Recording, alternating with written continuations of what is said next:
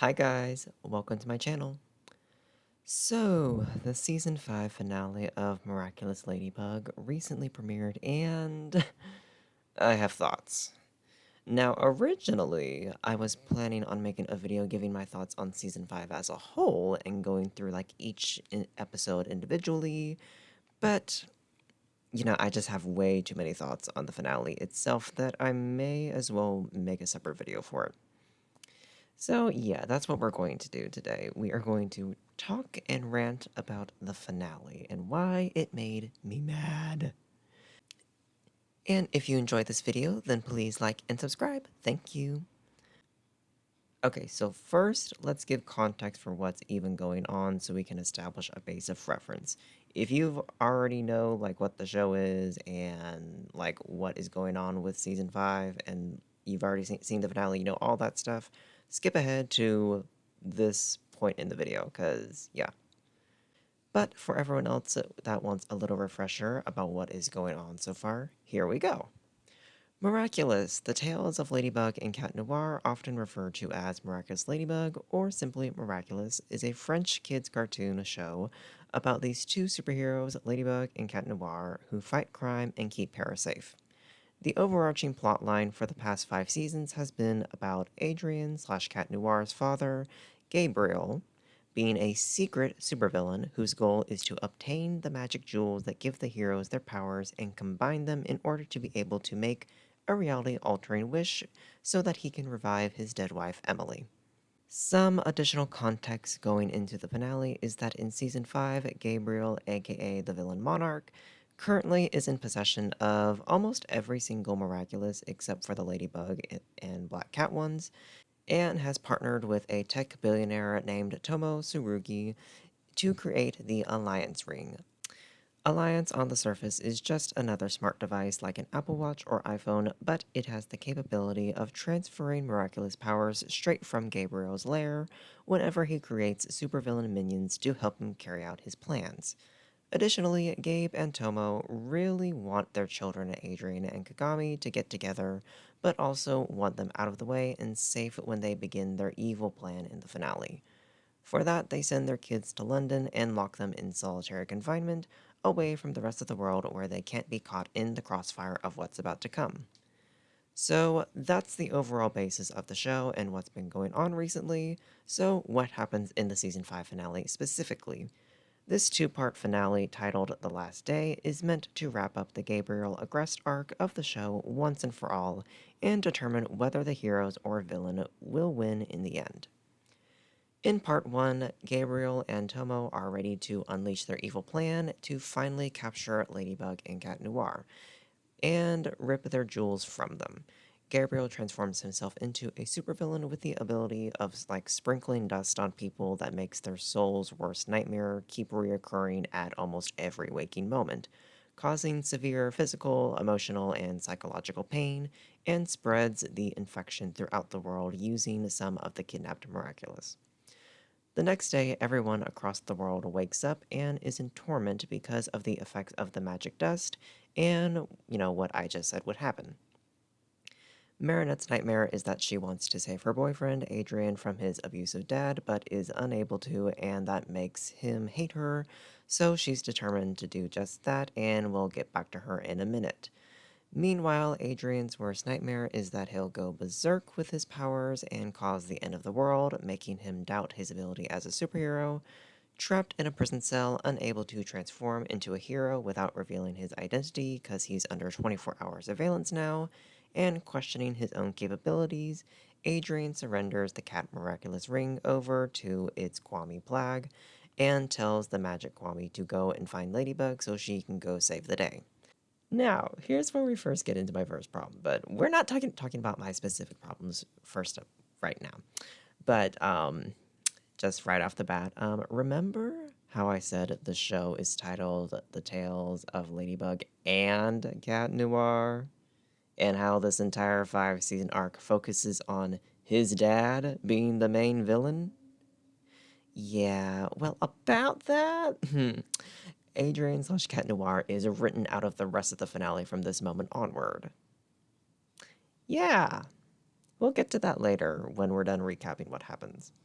Anyway, moving right along, Marinette wants to know where exactly Gabe has shipped his son off to in London, so she transforms into Ladybug and breaks into the Aggress Manor to investigate.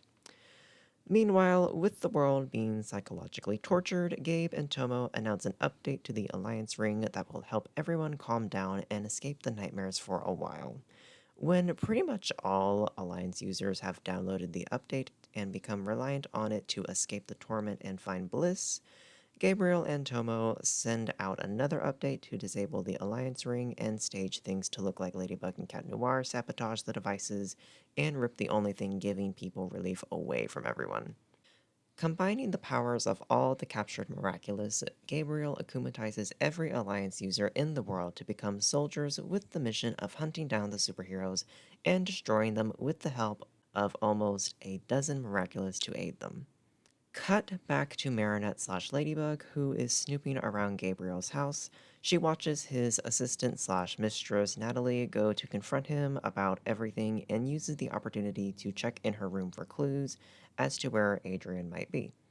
Natalie tries to stop Monarch in her final hours, but is easily overpowered because, of her sick and weakened state, and he carries her back to her room in the mansion and is basically like, honey, like, I knew you weren't on my side anymore, but, like, what the hell did you think you were gonna do to me? Be serious. And he leaves her to die. Ladybug overhears them coming and quickly hides, witnessing Monarchy transform into Gabriel, finding out the identity of the villain she's been pursuing all this time. Granted, you have to ignore the previous episode, but we're not talking about that. After he leaves, she confronts Natalie, who is on death's door, who warns her that Gabriel and his partner are about to unleash an army on her, and she needs to hide and do whatever she can to stop him from joining the Miraculouses and making the wish. She then gives Ladybug Emily's old phone with videos she made in her final days and then tragically dies. I feel I should also mention that while all of this is happening, there is also a side plot with like all of the side characters going on about them trying to save one of their friends who has fallen victim to the Alliance akumatization, but like that's not really important to be honest. Anyway.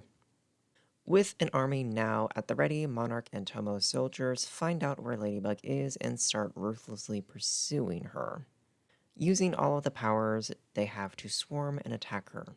A hectic chase scene ensues until Ladybug is able to hide and de-transform, throwing the soldiers off her scent. Finally, Plague shows up and tells Marinette that Cat Noir is out of commission and that it's up to her to save the day. Monarch then finds where Marinette is hiding. She unifies the powers of the Ladybug and Black Cat Miraculouses to become even stronger, and a duel between the two ensues. And that's where the first part of the finale ends. Now we pick up with the second part. In part 2, we pick up right where we left off. Ladybug 2.0 and Monarch are in a fight to the death and giving it all they've got, using every miraculous power they've both got at their disposal. Meanwhile, the rest of the world is in chaos as the Alliance army is causing mayhem trying to find out where Ladybug and Cat Noir went off to. We'll get to that, don't worry. And basically, this is when, like, all of the characters from across the show join forces to unite against the bad guys. The Shanghai girlie is here, the flop New York bitches are here, Luca joined the Guardians apparently, and now they're here, all the friends are here, and everyone is working to destroy the Alliance rings and save everyone in Paris. Now, back to Ladybug versus Monarch. So, they are tearing this house apart in their final fight. The walls are being punched through, the grand chandelier in the foyer comes crashing down, she cataclysms the floor, and they all fall down to his, like, cathedral-sized basement where his dead wife's corpse is kept. Like, it's a whole thing. The fight is really good, I will say that. It's here where Monarch reveals he wants the wish to revive Emily, and the two resume their battle while arguing about whether Adrian would have gone down the same road as Gabe if he knew the truth. Although I guess we'll never know, because he's taking a nap in London and missing the finale, so. At some point, Lila's lying ass shows up to the mansion smirking and watching what's going on from the foyer, but she's not important. Ladybug summons one last lucky charm and uses it to threaten to destroy Emily's tomb, and this distracts Monarch long enough for her to rip most of the miraculous rings and the butterfly brooch off of him and tie him up so he's at her mercy. She goes on a monologue about how she's won and he's lost, even though this is why he got away once in episode 3, so I don't know why she's monologuing again anyway. But then Marinette tries to give Gabriel a chance to redeem himself and give up this pursuit for power by reasoning with him that Adrian has made peace with his mother's death and that she'd want this to end also. She backs this up by pulling out the phone Natalie gave her and showing him a recording of Emily talking about how she wants Gabriel and Adrian to move on and be happy when she passes and, let go of the idea of reviving her because the price is just not worth it. Gabriel breaks down about how he's given up everything for this wish, including those closest to him and his rapidly deteriorating health, and begs Ladybug to make the wish instead because everything works out perfectly for her, so she'll know how to get around the rule of balance where someone must die in order to bring someone back. She tells him that's not possible, but together they can find an alternative solution for Adrian's best interest. Tiki and Plag are telling her she's fucking crazy for trying to trust and believe this man will change and do the right thing, and a moment later they are proven right as Gabe uses the power of the Bee Miraculous to stun Marinette and steal the Ladybug and Black Cat Miraculouses off of her, finally possessing the jewels of creation and destruction he has long coveted. Gabriel then uses their power to summon the Kwame of reality and make the reality bending wish. Emily's corpse begins to rise and be awakened, and Gabriel's body rises and joins her. The two share a hug before everything goes bright and reality is changed forever. In this new reality, Gabriel is dead, Natalie is alive, a blonde woman that could either be Emily or her twin sister sits nearby, and all is well. Marinette and Adrian are happy together and share a moment to talk about how Adrian is free of his father's control and allowed to become his own person and make his own choices now. In the aftermath of everything, Marinette decides that instead of looking after all the Kwamis herself like she originally did when she first became the guardian of them, she will instead give them to the holders she chose previously, aka all of her friends, so that those heroes can take care of their own respective Kwami and be in charge of their own superpowers. And now the entire class is once again all superheroes, and everyone is happy. That's where the Agrest arc comes to a close. The final aftermath scene shows Lila re-enrolling in the school for the upcoming school year under a new identity after being expelled a few episodes ago, and she now possesses the Butterfly Miraculous, taking Gabriel's place as the main villain, presumably. When she puts on the brooch, however, everything around the room starts to spin, and Lila screams at something behind her, leaving the audience wondering what the flash of light was until next season. And that's where the finale ends. So, now that we know exactly what happened, let's get into my thoughts on everything. Let's start out positively. We don't need to be negative right off the bat. We got plenty of time to rant and bitch and complain later. So, first of all, the fight scene between Ladybug and Monarch was epic. Just the way it was choreographed with them constantly switching between weapons and powers and how they were used was just awesome. It was a really great fight scene. And I really liked how most of the Agrest mansion set was used. They didn't only fight in one room, they were fighting all over that damn house. They used their space well. Same goes for the chase sequence when she's being harassed by the Alliance army. I really liked the scene, and I thought it was well shot. Speaking of that portion of the finale, loved the design for Bug Noir, Marinette's final form.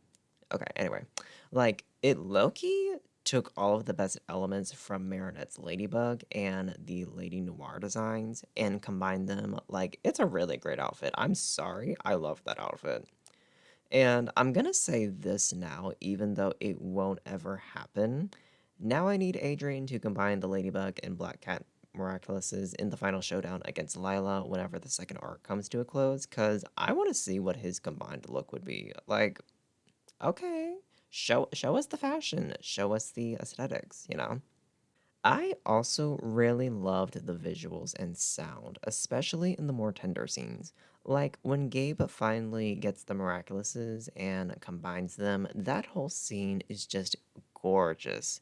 Like the room, the revealed designs of Tiki and Plag, when him and Emily reunite, it's such a beautiful and stunning scene, and the music in the background also makes it pretty darn emotional.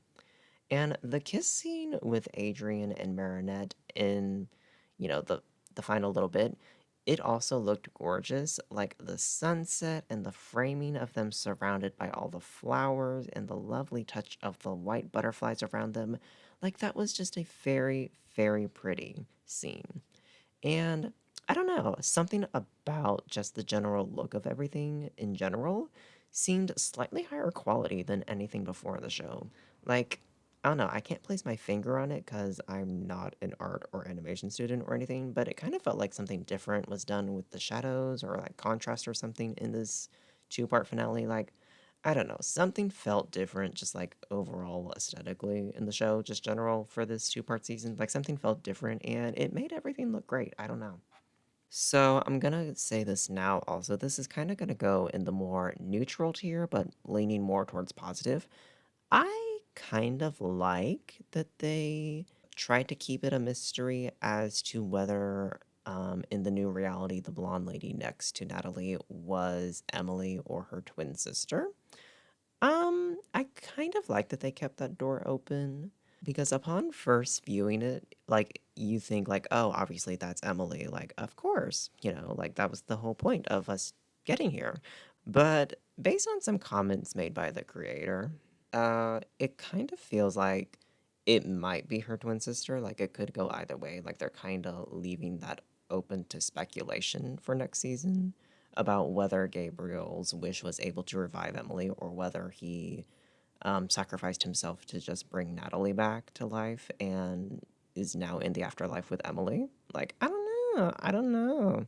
So yeah, I kind of like that little element of like speculation and mystery. Yeah. Okay, those are my main compliments, and now we can get mad. So first of all, writing Adrian slash Cat Noir out of the finale almost entirely was the dumbest choice ever made in the history of this show. And trust me, there have been a lot of poor writing choices made in this show. The entire plot of this whole arc revolves around his family drama. So, how are you gonna kick him out of the climax? Explain it, please. I legitimately want to know what the reason behind that decision was. I'm not even being mean when I say that.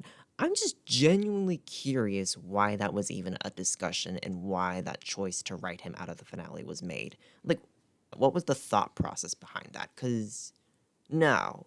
That is literally just the dumbest thing I've ever heard in my life. No! You can't write one of your main characters out of the climax of the story. That's ridiculous. It's just something so stupid that would never happen in the hands of a competent writer.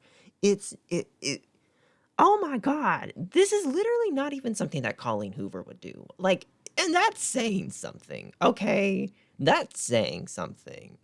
Oh my god. I can't. I mean, it's one of those things that fans have expected for a very long time, and I get it. You don't write a show bending to the fans' every wish because the story will get messy and just dumb at some point. And also, you can't please everyone. Like, I get that. But I feel like certain things that like 99.9999999% of fans expect to happen since day one should probably happen. I'm not even talking about the reveals between Ladybug and Cat Noir here. Like, forget that.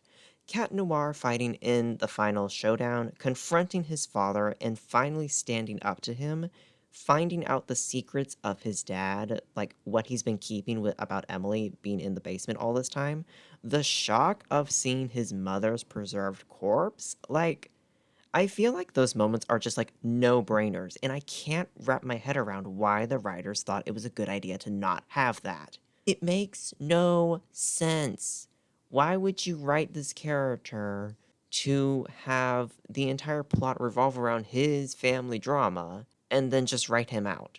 And don't even get me started on like Felix too. Like, where the fuck was the cousin? Where the hell was Felix in all this? I legitimately have no idea where like Featherbrain was. I don't know. The only interesting thing to come out of this decision to remove Catboy from the finale, in my opinion, is that it could potentially cause drama between not only Ladybug and Cat Noir in the future, but Marinette and Adrian and their relationship. Because she knows everything. Yet she has purposefully kept him in the dark after the wish was made. This could lead to some juicy drama in like season 6, where Marinette is like feeling guilty over not telling her boyfriend the truth and it's like eating at her. Cat Noir asking what really happened in the fight and Ladybug telling him the full story, not thinking twice about it. And then him getting like really hurt and mad or depressed, and like her not knowing what is going on with either Adrian or Cat Noir because she doesn't know his secret identity. So like she's just left confused on both ends. This tension somehow forcing the reveals to happen between them, and this causing a huge rift in both their professional and romantic relationships after he realizes that the one person he thought he could truly trust in his life has been lying to him for like however long. Not to mention the drama this forced reveal could cause between the Kwamis and their holders after Marinette and Adrian realized Tiki and Plag knew about one another's identities, and not only didn't tell them, but also tried helping them get their relationship going while also telling them that a relationship with the holder of the other miraculous user, like a relationship between the Ladybug and Black Cat miraculous users, was just a world-ending terrible idea. And like the mixed message that sends and the low-key emotional manipulation of that, like, hmm. But even with all of this potential drama that I would love to see explored, I can't even get excited about that. Because if this show is willing to kick one of the lead characters out of the climax of an arc that revolves around him and his family drama, you can't really say for sure what will and won't happen in the future because the writers could just decide to keep getting your hopes up and then crush them immediately. So this really makes it impossible to actually get excited about any potential future plot points. Yeah, it does. I'm gonna say that. Yeah. Let's move on because we could focus on how badly Adrian was treated in this finale for like 10 hours and still not even scratch the surface. Lila. I don't like her being the next main villain, but I'm not mad about it because they were kind of setting her up to be that for a while now. Personally, I would rather Mama Sarugi be the next big bad because I find her more interesting and she has a lot more power than Gabe, even without superpowers. Oh well, we get the annoying liar now. Yay. My actual issue with Lila in this finale is simply that I don't like that she got the butterfly miraculous. First of all, how did she get it? Cause it fell in the lake or whatever in Gabe's basement, and Ladybug searched the water for hours apparently and didn't find it. And I'd assume Lila would have had to wait until Ladybug was done and left the mansion before she could start searching for the brooch, otherwise Marinette would definitely see her, right? But whatever, we can write that problem away, I guess. What I really hate about Lila having the butterfly miraculous is that it's boring. The main villain for 5 seasons now has had the brooch. Give it to the heroes already. Let the main villain going forward have a different miraculous, or heck, even no miraculous, and still be able to cause problems for the heroes. Just anything besides going back to the same old of akumatizing people from a secret lair.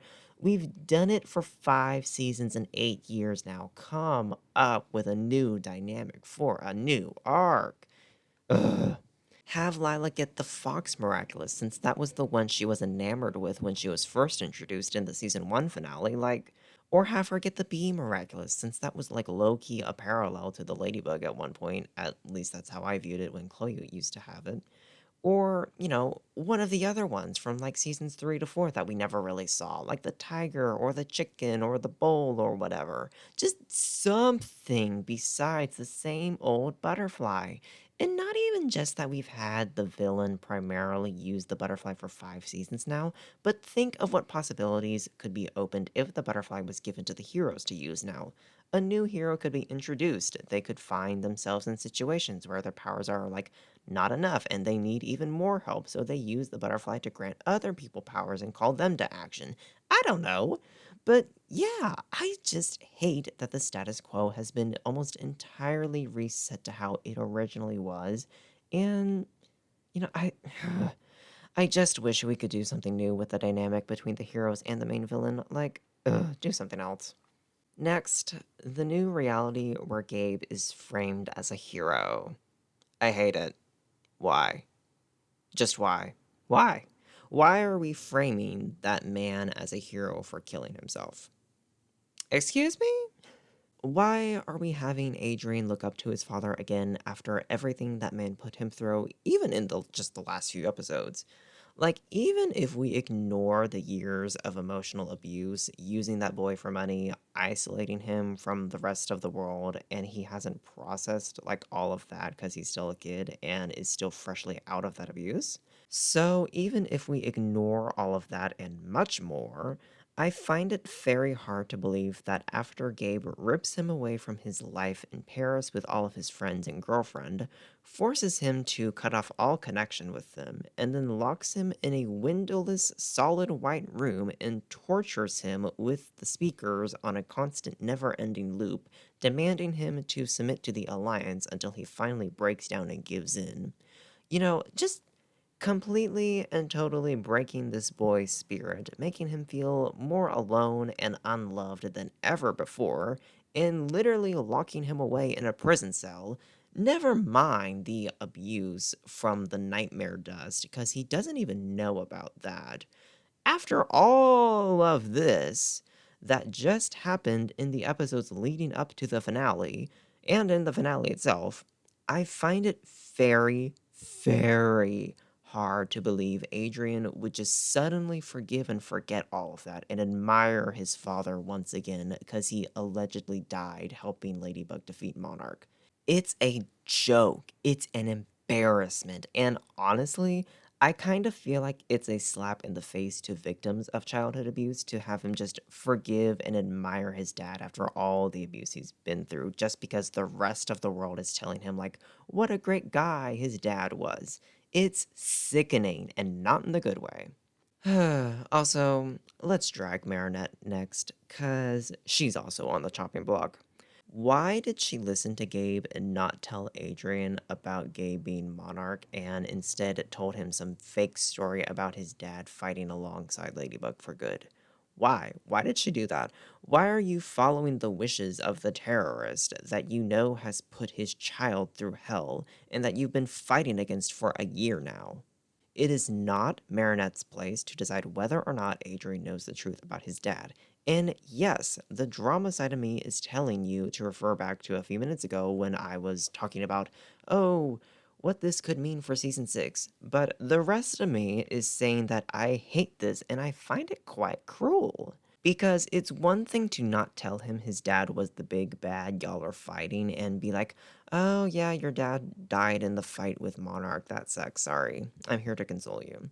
And it's a completely other thing to not tell him the truth about his dad and yet be like, oh my god, he was a hero. He saved the day in the world with Ladybug. Oh my god, he slayed. He's such an amazing guy. Like, those are two completely different things, okay? Like, it's still lying, but it's like different degrees of lying, you know?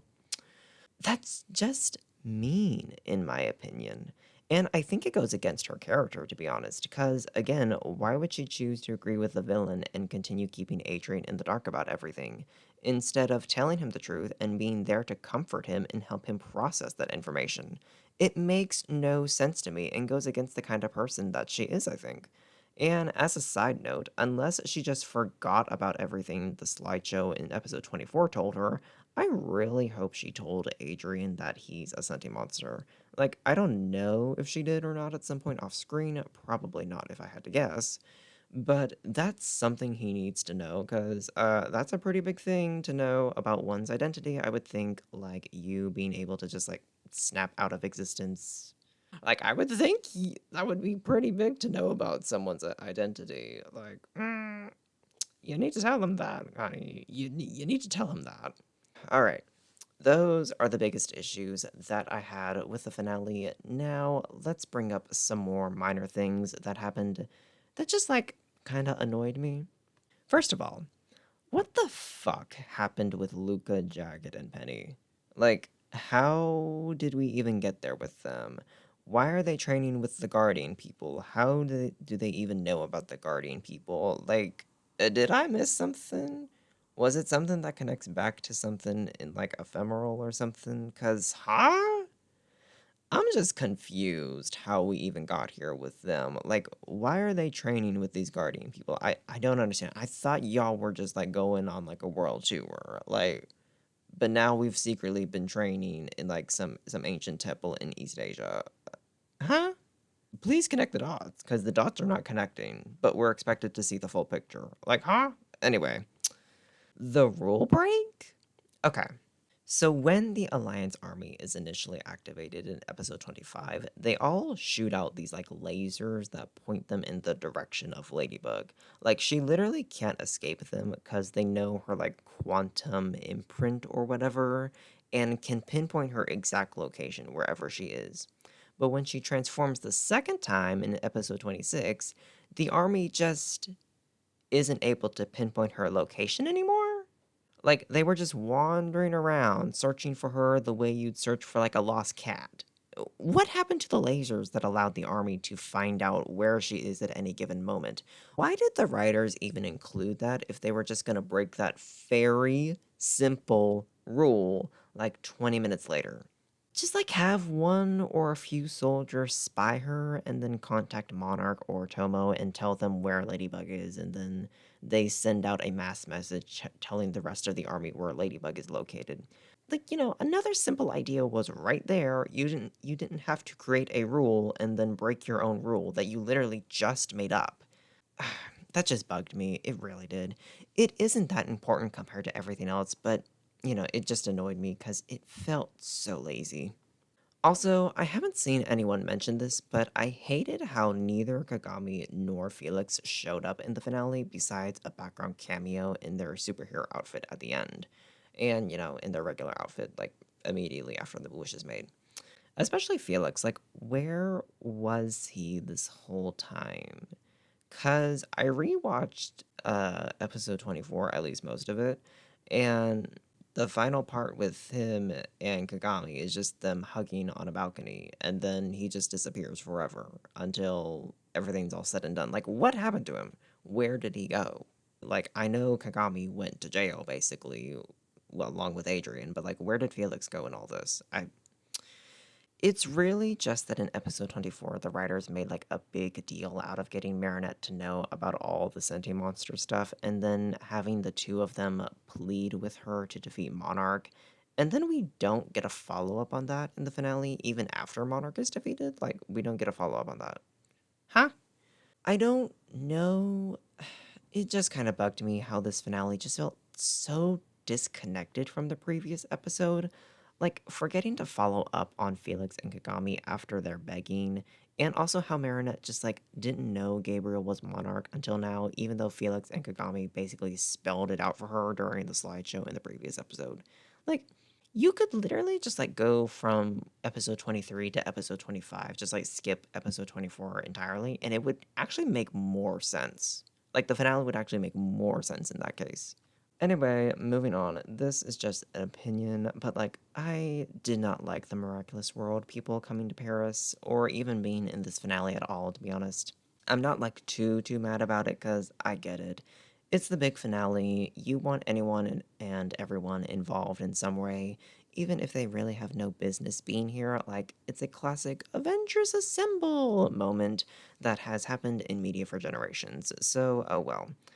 But also, like, I just hate the New York flops in general, and the Shanghai girl didn't do anything, so I could have lived perfectly fine without them being here. Like, I don't like the Miraculous World stuff. I don't. The Shanghai episode was cute. The New York episode, that sucked. I'm so sorry. Like, I'm not really looking forward to the Paris special either. Or any of those other announced specials. Like, I just don't like the Miraculous World stuff in general. Like, sorry, not the point, but let's move on now. And I hate to say it, but the side characters just felt useless in the fight. I enjoyed their side plot about falling for the Alliance's trap to start with and then snapping out of it, but Ivan getting akumatized and them having to like help calm him down so he gets unakumatized. Like, that was nice. I enjoyed that. Even if it served no real purpose to the overall plot, like, it was still enjoyable to watch. But then when they're like getting chased by the Alliance army and fighting breaks out in the streets, they don't do anything. Kung Fu Luca beats up a few, but everyone else from the friend group just kind of stands there while the New York flops zap away all the rings and take care of things. It just felt underwhelming. I didn't like that part of the finale. I really didn't. And while we're here, I'm never gonna get to say this any other time, so I'll just say it now. This has nothing to do with the finale, really, but it's just something that I've been feeling all season. Nino, give it up with your flop resistance idea. It's a flop. It doesn't matter. It's never gonna work. You are not Rey Skywalker, Finn, Poe, Leia, etc. You are not all the Jedi. Give it up with your little resistance, kids. It's going nowhere. Ugh. It hasn't been relevant this entire season. The condiments are all expired. Let it go. Let it go. Get Elsa's ass in here and have her sing to y'all, because y'all need to let it go. Let it go. The resistance burned. It's a flop. I don't care. Stop it. Thank you. I just had to get that off my chest because I have been feeling that way about the little resistance nonsense since it was introduced way back at the start of the season, but we can move on now. Okay. Finally, finally, I want to chat about two things that I keep seeing people talk about. Marinette giving Gabe a chance to redeem himself, and the kids all getting their own pet Kwame permanently. A lot of people have been either liking these two things or really hating them. Well, I personally kind of fall a bit in the middle. So, as for Marinette trying to redeem Gabriel, I personally liked that scene and thought it felt very in line with her character. I find Marinette to be someone that always tries to give people a second and third chance to change and do better, even if they like really don't deserve it. Like, she let Chloe keep the Bee Miraculous for a while, even though that girl bullied her and was low-key racist towards her for years. She gave Sabrina the Dog Miraculous even while she was Chloe's bestie and minion. Heck, she's been willing to tolerate Lila's existence from time to time, even though she hates that girl and wants her to choke. Like, so her giving Gabe a chance to step away from the dark side and come back to the light felt very natural for her character, and I really like that she was willing to believe, that there might still be some good in even the most evil man she personally knows. Now, of course, you can say she's naive, but like, she's like 14, 15. Of course she's naive. Like, duh, she's a kid. I don't know what big brain energy y'all were expecting from like a 14, 15-year-old, but like, of course she's naive. She's a kid. Of course she's going to make mistakes, and that includes being a little too trusting when she shouldn't be. Like, I can't fault her for being a naive child. And also, the kids getting their own personal Kwames to keep forever. I both loved and didn't love this. I'm fine with Alia and Nino having tricks and ways full time because they've been frequent users of those miraculous and have proven themselves time and again to be very capable and trustworthy in their abilities to be superheroes. Not so much to keep their secret identity, but oh well. And I'm also fine with like Alex keeping the rabbit and what's his name? Oh, Felix. Yeah, right. I'm also fine with like Felix keeping the peacock one because like the peacock one to him is very personal because he's also a sentient monster, so being able to like, you know, have the power of, the sentient monster stuff and, being able to control his own destiny with all that stuff is nice. And also with Alex, like she has been like time traveling all over the damn place for the whole season now, so I think she can like figure it out and work it. So, yeah, I'm fine with those people having their chosen miraculous full time, but everyone else getting their miraculous full time is kinda iffy for me. I mean, some of those kids only used their miraculous like once or twice right before they got stolen in the season 4 finale, and you're trusting them permanently with these magical beings that grant superpowers? Girl, be serious. Like, a lot of the kids have only used the miraculous a handful of times or even less. How do you know they are trustworthy of being good heroes? I think they need more training time, like more testing to fully see whether they're actually good or not instead of just like, "Oh yeah, you're my friend. Here, have some powers." Just like more time to see what they're actually capable of. But, then again, Marinette is still only a young teenager with the responsibility of being the guardian, so she is bound to make mistakes. And while I personally don't care about most of the expanded superhero team just because, they've been used so little, like, I don't care. The shot of all of them together, including now Felix and finally young Alex, was genuinely a very nice image. Like, it is very pretty, and it is nice to see them all together. And it was like a very hopeful and optimistic attitude to end the season and this arc on. Like, I do appreciate that, so yeah. But yeah, that's basically my thoughts on the season 5 finale of Miraculous Ladybug and why it irked me in a lot of ways, but also some things I liked about it. If you enjoyed this video, then please be sure to like and subscribe to see more videos by me, and tell me in the comments what your thoughts on the finale are and what you think this means for season 6. Did you like it? Did you hate it? Somewhere in between? Let me know.